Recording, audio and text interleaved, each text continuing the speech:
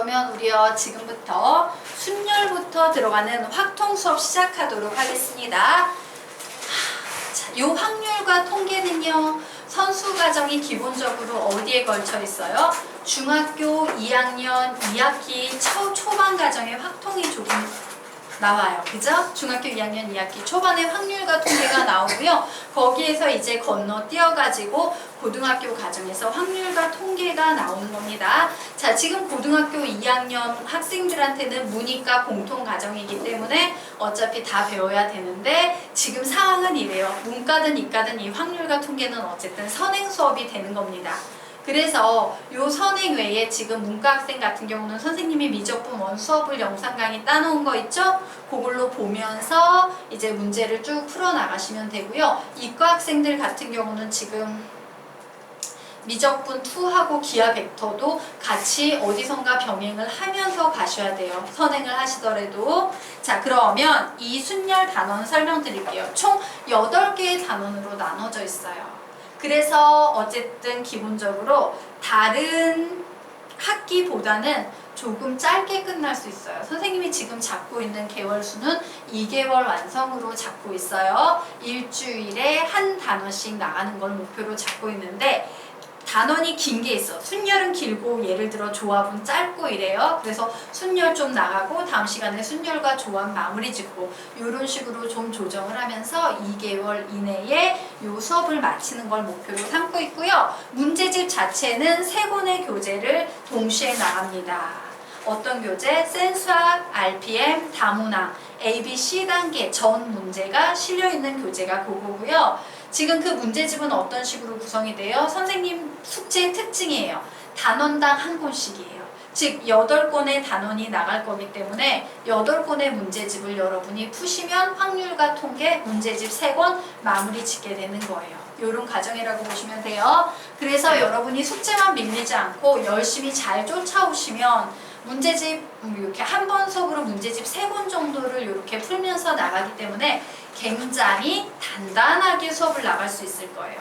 그리고 선생님 수업은 대부분의 수업이 개념 수업에 치중돼 있어요. 물론 개념을 문제 어떻게 적용하는지도 들어가겠지만 기본이 개념이라서 개념을 다른 선생님들보다 조금 더 심도 있게 다뤄줘요. 그래서 개념 쪽도 탄탄하게 갈 수 있을 텐데 외울 내용이 되게 많아져요. 앞부분에는 별로 없는 듯 하지만 뒤로 가면서 막 이항 정리 들어가고 이러면 좀 외워야 될 공식들도 많으니까 거기서는 죽어라 개념집을 보시기 바랍니다. 자, 그러면 우리요 맨 처음에 경우의 수에 대한 얘기부터 좀 해보도록 할게요. 여기에 집합과 관련된 내용들이 좀 나와요. 어려운 내용은 하나도 없지만 지금 중학교 1학년, 3학년 학생들한테는 조금 어려울 수 있어. 그래서 이 부분을 수업을 좀 월요일부터 들으라는 얘기야. 알겠죠? 딱 3시간만 들으면 집합 쪽 문제는 일어나지 않을 테니까 그거 좀 들어주시기 바랍니다. 자, 우리가 경우의 수를 구할 때 보통 이런 식으로 문제가 나온다.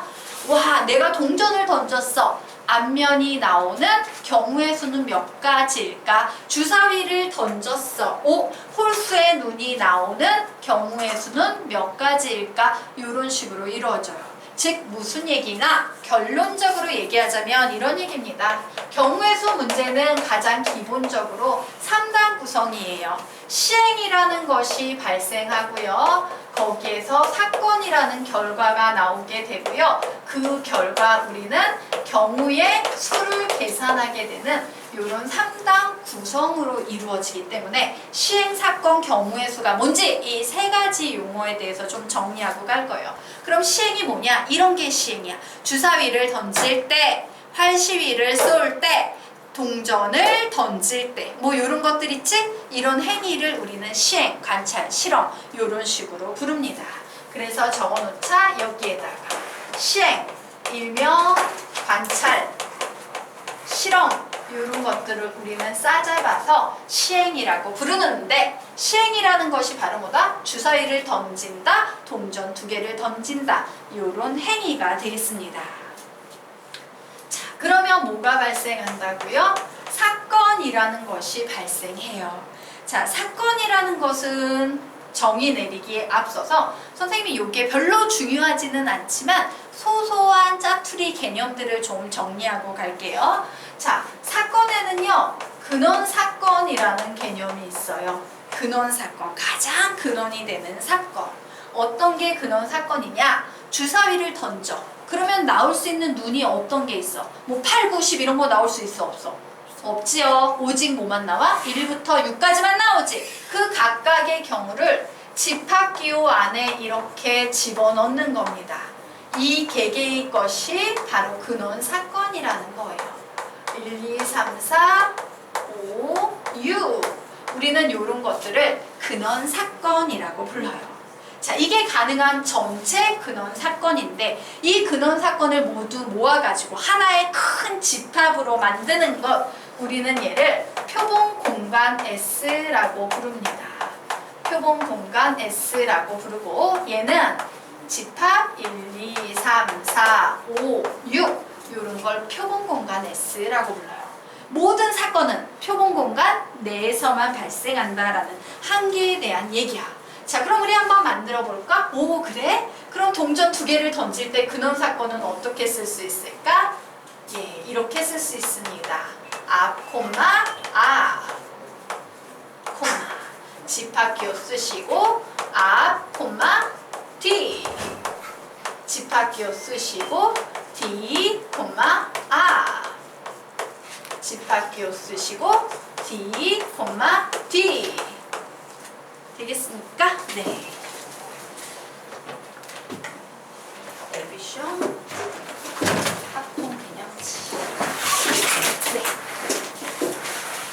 됐지만, 자, 됐죠? 그러면 이제 표본 공간 어떻게 만들 수 있어? 집합기호 쓰고 각각의 원소를 쫙 써주시면 되겠죠? 앞, D,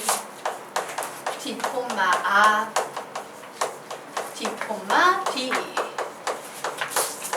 물론 근원 사건, 표본 공간 이 녀석은 지금 알아도 되고 몰라도 되고 별로 상관없어요. 문제 푸는 데는 전혀 지장이 없지만 맨 뒤에 가면 이런 용어들이 살살 나올 때 얘가 어디에서 시작했는지를 알려주기 위해서 선생님이 좀 필기를 하고 가는 겁니다.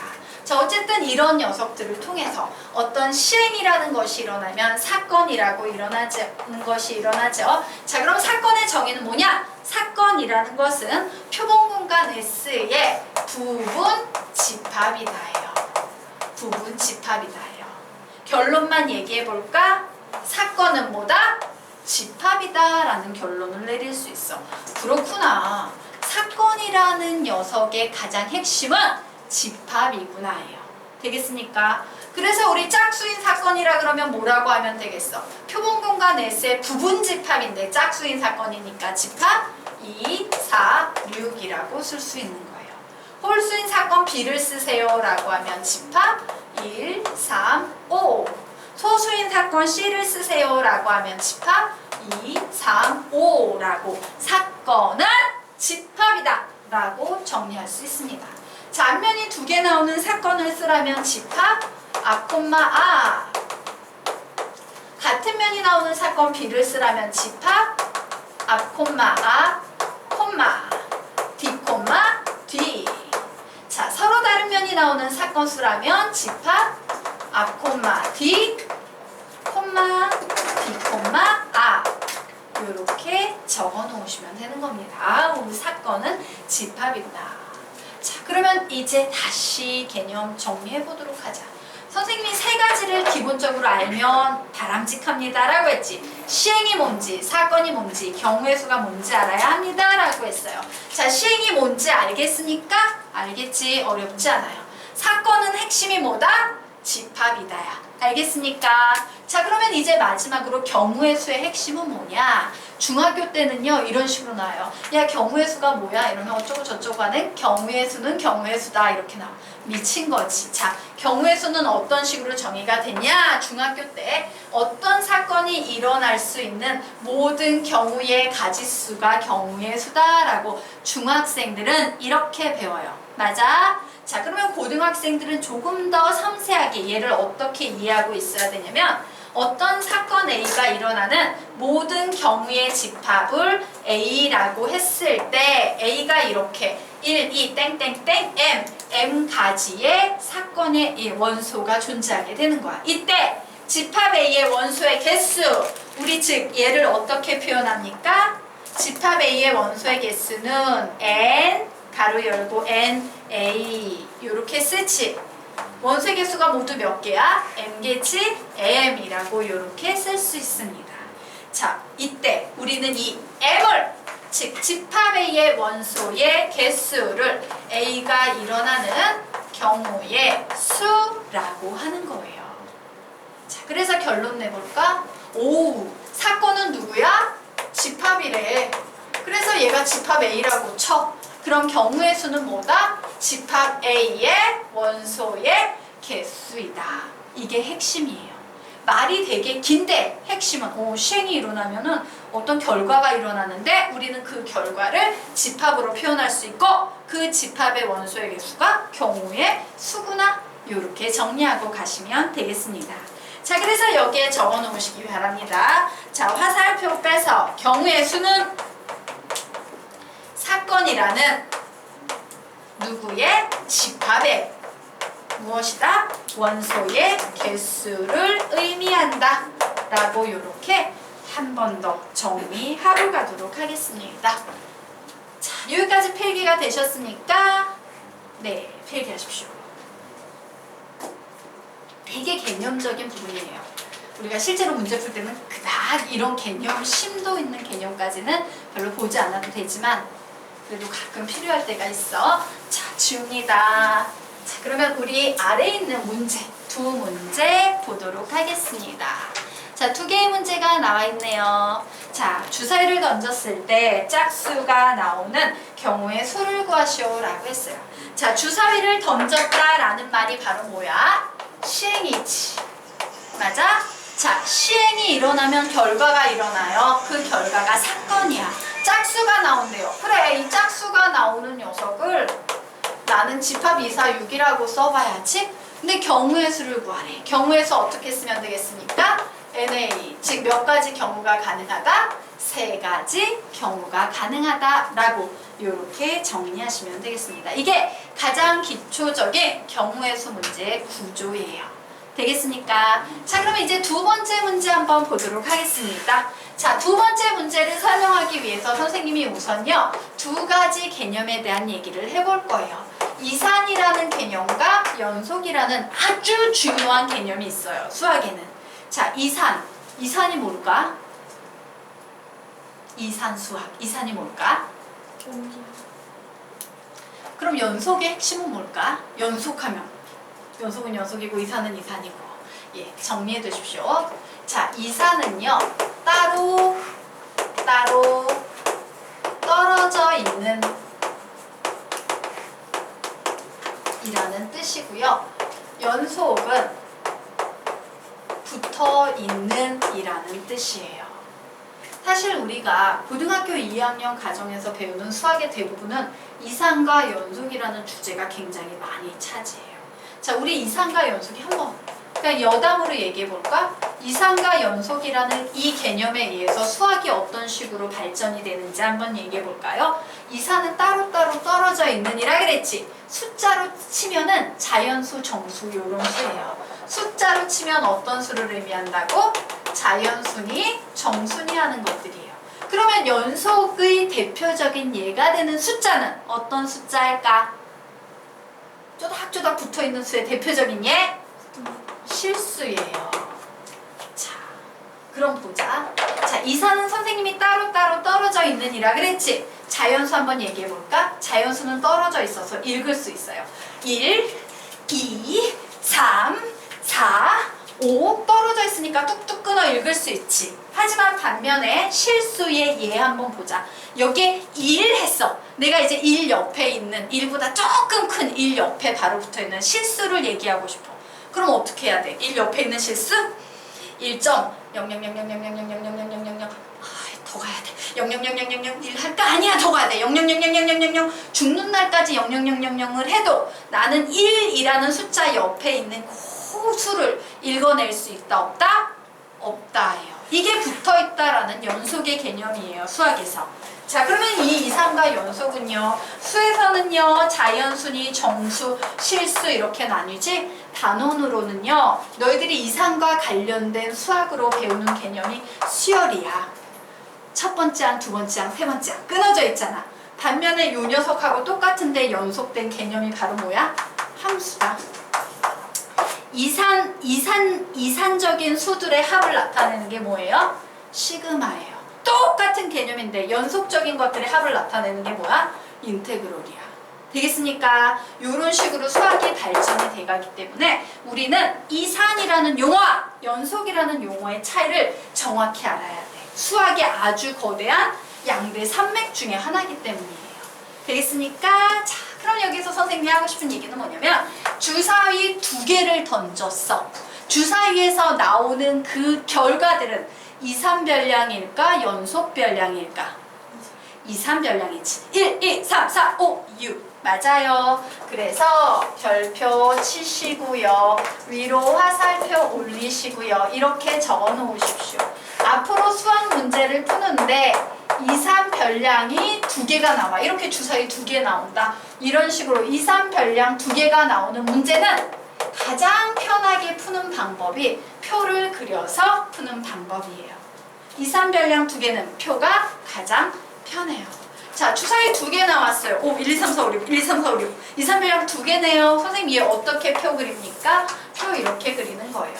1, 2, 3, 4, 5, 6. 주사위 2개 문제는 앞으로 이렇게 풀라고 가르치는 거야. 1, 2, 3, 4, 5, 6이라고 나왔어요.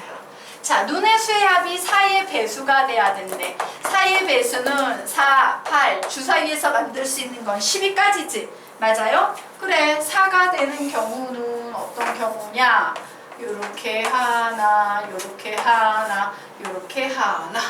8이 되는 경우는 요렇게, 요렇게, 요렇게, 요렇게, 요렇게. 12가 되는 경우는 이렇게네.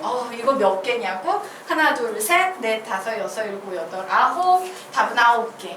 이산별량 2개가 나올 때는 항상 이렇게 표로 그리셔가지고요. 빠르게 푸시는 게 나아요. 이렇게 안 풀면 답지에 보통 어떻게 나와 있어? 이거를 다 하는 거야. 4의 배수가 되는 경우는 1, 3도 있고 2도 있고 이 미친 짓을 쫙 다 적는단 말이야. 그럴 시간 있어 없어? 없거든. 그래서 이렇게 표로 빠르게 푸시기 바랍니다. 자, 다시 이산별량 2개는 표 3번만 외치고 가자. 시작! 이산별량 2개는 표 한 번 더. 이산별량 2개는 표 한 번 더. 이산별량 2개는 표. 됐죠? 자, 그러면 이제 페이지 넘겨서 이 페이지 들어가도록 하겠습니다. 자, 수학에는요, 뭐 여러 가지 개념들이 있는데 너희들 보통 되게 좋아하는 공식이라는 애가 있어. 공식, 뭐 근의 공식, 뭐 이런 것들이 있지. 공식이라는 이름을 가진 것들이 있고 법칙이라는 이름을 가지는 것들이 있어요.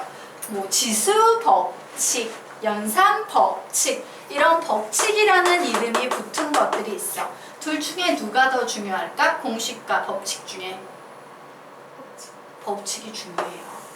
이 법칙은 예를 들어 그 유명한 만유인력의 법칙처럼요, 진짜 수학에서도 가장 중요한 곳에만 붙일 수 있는 이름이야.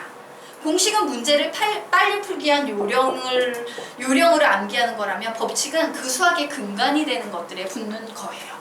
되겠습니까? 자, 그런데 이 경우의 수에 법칙이 있대. 오, 경우의 수라는 개념에 법칙이 있으니까 그럼 얘 되게 중요한 거네요. 엄청 중요해. 근데 애들이 하나도 신경을 안 쓰는 그런 법칙이 있어요. 너무 중요한데 무의식적으로 이제 너무 이렇게 촉촉히 젖어들다 보니까 자기가 아는지 모르는지도 모르는 상태로 아무 생각 없이 문제를 푸는 거. 하지만 지금은 정확하게 알고 가셔야 돼. 왜? 나중에는 이 법칙 더할 것이냐 곱할 것이냐 이거 2개의 싸움이거든. 경우의 수 문제는. 자, 법칙이 뭐냐면요, 곱의 법칙이라는 개념이 있고요, 경우의 수에서 나오는 법칙에는 합의 법칙이라는 개념이 있습니다. 자, 곱의 법칙과 합의 법칙, 곱의 법칙과 합의 법칙이에요. 개념은 엄청 쉬워. 경우의 수를 구하는데 경우의 수에다가 경우의 수를 곱하면 내가 원하는 경우의 수를 구할 수 있다. 이게 곱의 법칙이에요. 합의 법칙은 뭐야? 경우의 수에다가 경우의 수를 더하면 내가 원하는 경우의 수를 구할 수 있다. 이게 경우의 수를 구하는 법칙이야. 너희들은 이걸 보면서 어떤 생각이 들어? 당연하지. 저게 왜 놀라워? 이런 생각이 들지.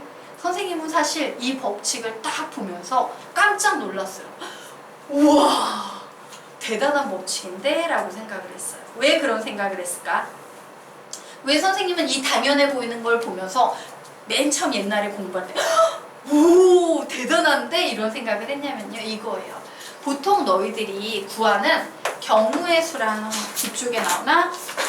예, 몇 페이지를 펴보시냐면요, 9페이지 한번 펴보실까요?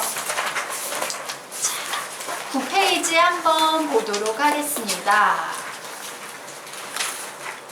자, 이 경우의 수라는 이 단어는요, 보통 학생들이 착각하고 있는 것 중에 하나가 뒤에 이제 막 순열 공식, 조합 공식 이래서 중학교 때 배운 적이 없는 새로운 공식을 배워요. 그러면 애들은 새로운 걸 배우니까 이게 되게 어렵다라고 생각하고 경우의 수는 중학교 때도 많이 풀었으니까 경우의 수는 쉽다라고 착각해요.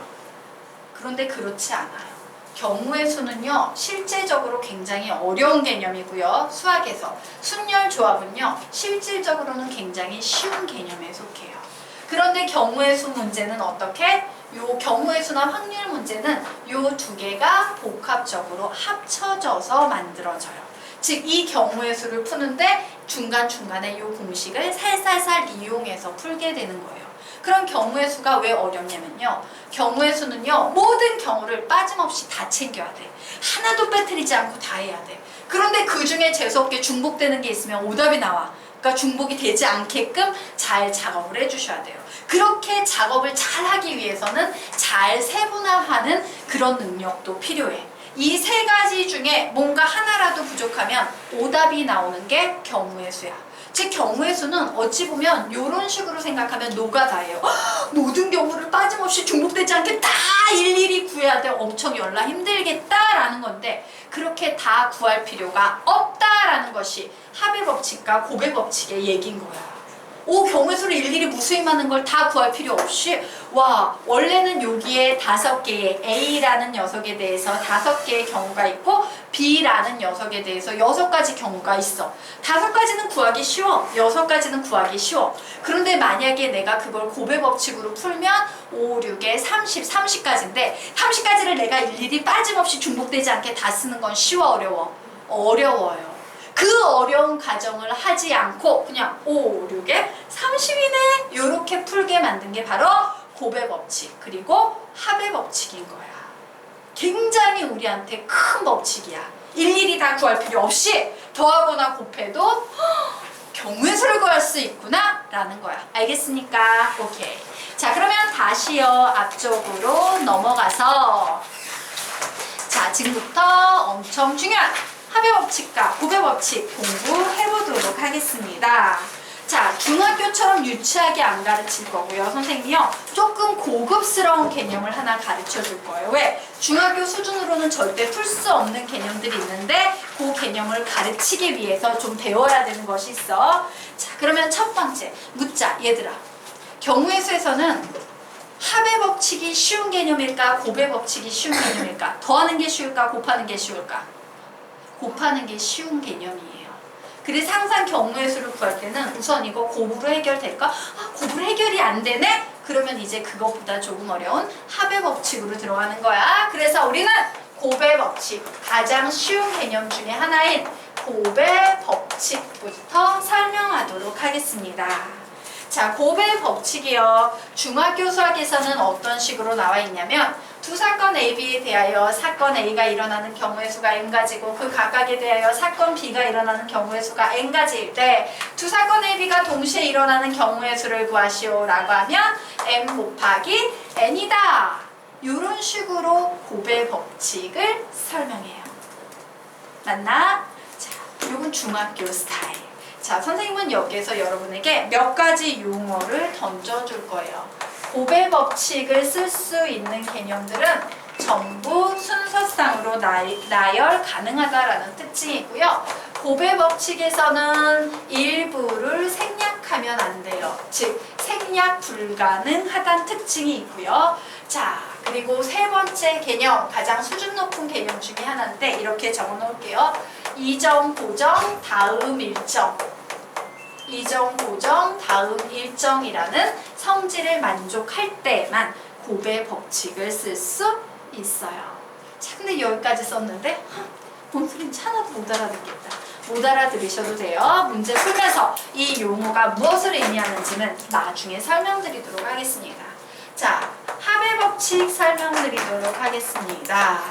자, 중학교 과정에서 나오는 합의 법칙은 동시에 일어나지 않는 두 사건 A, B에 대하여 사건 A, B가 일어나는 경우의 수가 각각 MN이라고 한다. 이때 사건 A 또는 사건 B가 일어나는 경우의 수는 M 더하기 N이다. 이런 식으로 중학교 과정에서는 설명했는데 선생님은 고등수학이기 때문에 합의 법칙에 대해서 이런 단어를 던질게요. 분류하셔야 하는 경우. 그리고 곱의 법칙이 생략 불가능이면 합의 법칙은 생략 가능한 경우에 합의 법칙을 쓰는 겁니다. 그리고 배반 사건인 경우에 합의 법칙을 쓴다요. 그러면 대략 알듯 모르듯 하는데 딱 하나 확실히 모르는 거 있네. 배반? 누굴 배신한다는 얘기야? 배반이 뭐지? 자, 그래서 배반에 대해서 정리하고 가도록 하겠습니다. 자, 배반이라는 것은요, 두 사건 A와 B가 동시에 일어날 수 없을 때, 동시에 일어날 수 없을 때를 말해요. 그런데 사실은 얘들아, 경우의 수를 구하는 문제건 확률을 구하는 문제건 대부분의 시행은요, 배반 사건이에요. 예를 들어 선생님이 동전 던졌어. 그러면 앞면이 나오거나 혹은 뒷면이 나오지, 앞면과 뒷면이 동시에 나올 수 있어? 동전 하나 던지는데? 없어요. 내가 활시를 던져서 간역을 쏘는데 여기에 10점, 5점, 3점 이렇게 있는데 내가 딱 쏘면 10점이면 10점, 5점이면 5점이지 10점과 5점